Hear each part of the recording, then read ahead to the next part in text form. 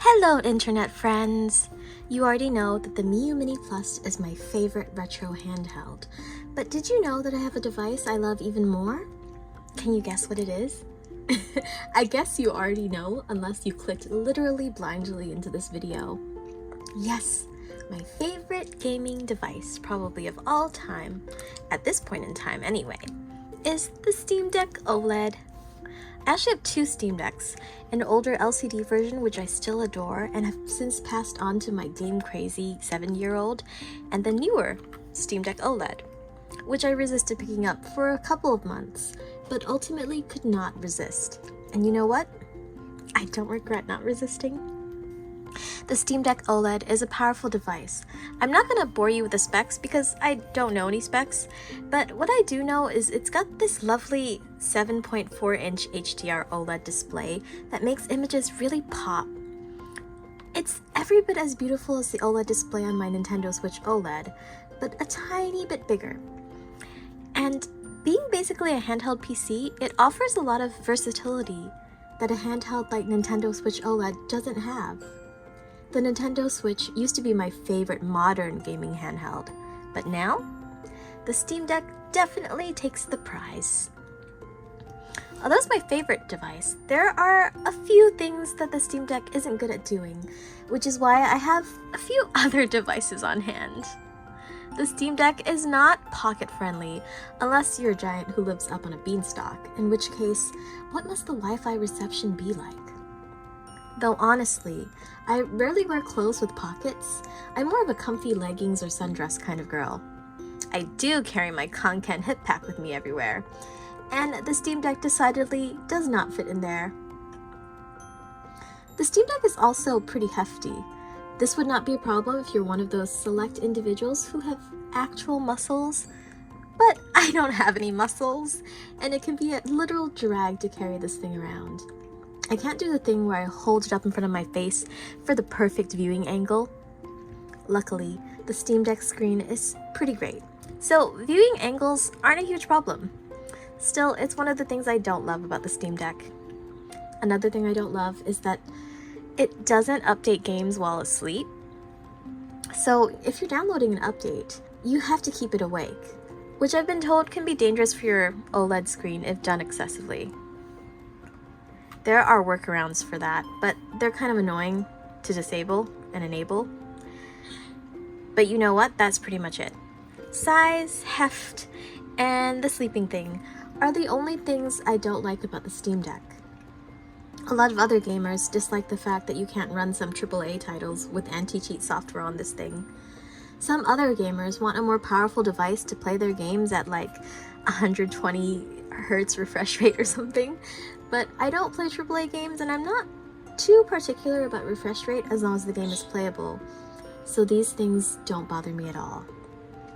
Now that we've got the things I don't love about the Steam Deck out of the way, let's get into the things I do love about it. Number 1 and 2 on that list, which I'll be combining into one point, is SteamOS and Steam Input. The Steam Deck has these amazing trackpads that I absolutely adore. They allow me to play games that require mouse and keyboard support pretty intuitively, I think. There are also these extra back buttons that can be mapped to various things. Steam Input is honestly amazing. Once I really got to exploring what it could do, I never looked back. So, what can Steam Input do? You can download community controller maps of popular games to make them easier to run on Steam Deck. You could also create your own and save them to your account. You could even share your creations with the rest of the community. My favorite use for Steam Input is creating configurations that make playing games, especially modded games, a lot easier. I can map the back buttons to toggle cheat menus. Yes, I cheat, and so can you. In Stardew Valley. Create radial menus on my trackpad to change equipment loadouts in Terraria, and turn really quickly in FPS games like Overwatch 2. Bill from the Nerd Nest has some tutorial videos on Steam Input that I found extremely helpful, so check out his videos for more info on the wonders of modifying your controller layout for the perfectly tailored gaming experience. I guess we should talk about SteamOS aside from the awesome inputting that we can do on it. SteamOS is so intuitive and easy for me to use. Everything just works. It's being constantly updated with quality of life improvements, and it gives me so many tools to tweak my gaming experience to my liking. I'm not a techie person actually, but I feel like a tech boss whenever I open the performance settings to do things like change the FPS rate or the TDP limits. Then there are the little things like being able to download colorful keyboard themes and startup animations. Check out this amazing Hades startup animation, which gets me hyped to play games every time I see it. And when I'm in my library, there are so many different ways to sort and organize the games I own. Steam even has its own Great on Deck tab, where I can discover which games in my library play well on the Steam Deck, instead of flailing about blindly in the dark. With Decky Loader's Steam Grid DB plugin installed, I can also freely change the game art in my library to suit my tastes. I'm sure there's a way to do that on other handheld PCs too, but on the Steam Deck everything just runs so smoothly and gives a real console-like experience. You can dock the device just like you can on a Switch and play your games on a big UHD screen. Or you can play your Steam games on your computer, then cloud sync everything automatically and pick up the gaming session on your Steam Deck. You can literally go from couch to computer to your bedroom and then back to the computer again, which is something your Switch can't do. Now that I've rambled on a bit about SteamOS and why it's great, we should probably get on to the most important thing, the games. I'll have to preface this by saying I don't really play any games that use anti-cheat software and that aren't supported on the Steam Deck, so your mileage may vary depending on the type of gamer you are. For me, the games I tend to enjoy most are cozy indie games like Moonstone Valley and Sunhaven, or not so cozy, bigger indie titles like Dead Cells and Hades. The beauty of the Steam Deck though is that it not only runs these lower spec games, but will run monsters like Baldur's Gate 3 as well. Paired with a front end like EmuDeck, the Steam Deck turns into a beast of a retro emulation console that runs most retro games flawlessly. If you install the Heroic Games Launcher from the Discover app store in desktop mode, you can add your non-Steam games from other storefronts, such as Epic and Amazon as well. That's a whole lot of games that you can very easily load onto your deck and have access to in a moment's notice. You guys know I love my retro handheld devices, but for someone who's looking for an all-in-one gaming device or just wants to play Dr. Mario on this big, beautiful screen, I cannot recommend the Steam Deck enough.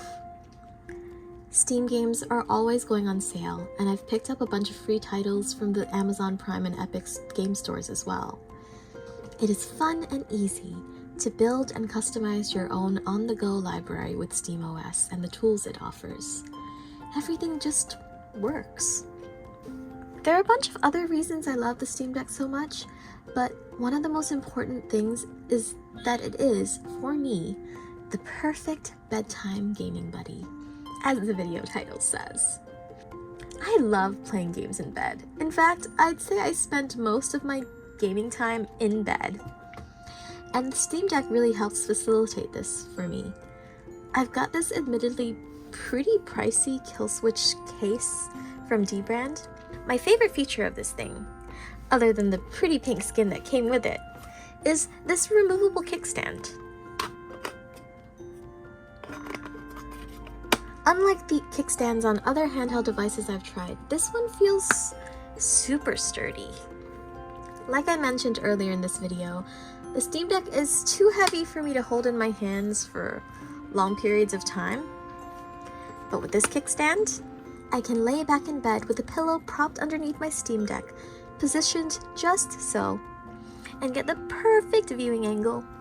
The kickstand is also great for propping the deck up on a table to play while I'm on the go, but where it truly shines for me is in bed. I love how comfy this thing is to use in bed. I can literally play Terraria for hours while lying flat on my back, with the Steam Deck floating in front of my face on a pillow, and it's glorious.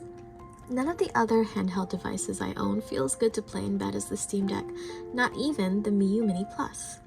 When I'm feeling like luxuriating in maximum levels of laziness, the Steam Deck is the device I reach for.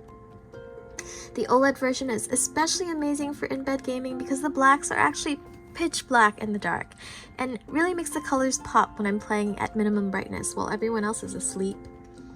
It's tough to illustrate just how nice the screen is on a YouTube video, so you'll just have to trust me.